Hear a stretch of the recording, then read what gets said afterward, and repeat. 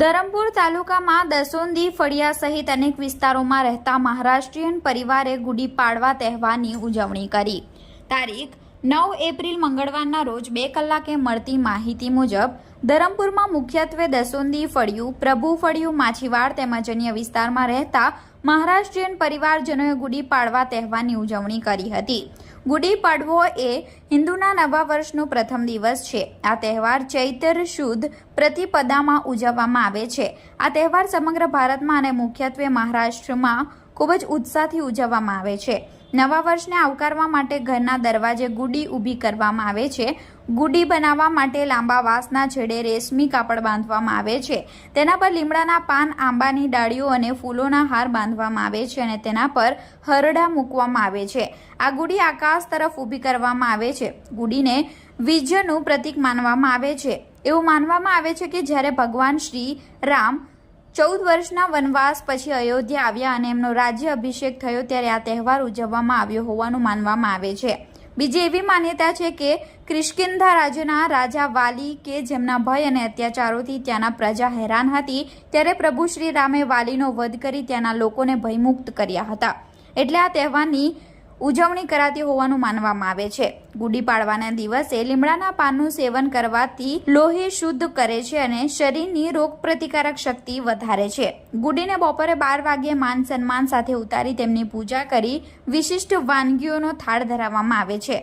આ દિવસે મહારાષ્ટ્રની વિશેષ વાનગીઓ જેમ કે પૂરણપોળી, ખીર, રસોઈ, ભાત, ફુરડાઈ, પાપડ, ભજીયાનું શાનદાર આયોજન હોય છે। આ દિવસે સમગ્ર પરિવાર સાથે મળીને પ્રસાદ આરોગી અને ગુડી પાસે આવનારું વર્ષ સુખી, સમૃદ્ધ અને આરોગ્યમય રહે તેવા આશીર્વાદની માંગ કરે છે। નમસ્કાર।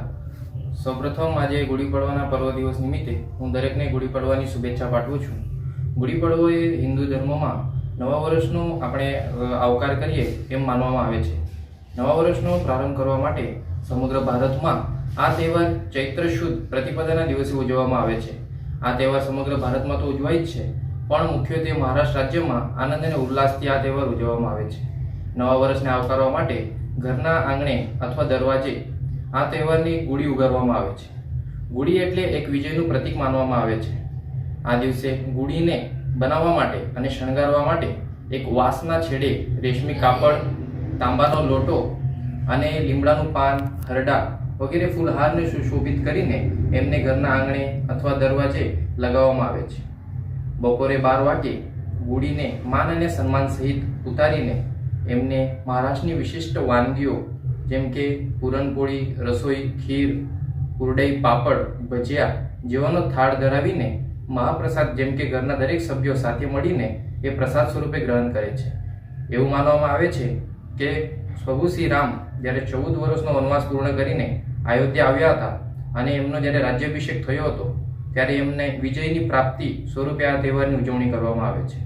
તે માટે દરેક જણ ગુડીને આશીર્વાદ માંગે છે કે દર વર્ષની જેમ આવનારું વર્ષ પણ દરેક જણ માટે આરોગ્યમય રહે, સુખ શાંતિ અને સમૃદ્ધિથી ભરપૂર રહે એવા આશીર્વાદ ગુડી પાસે માંગે છે।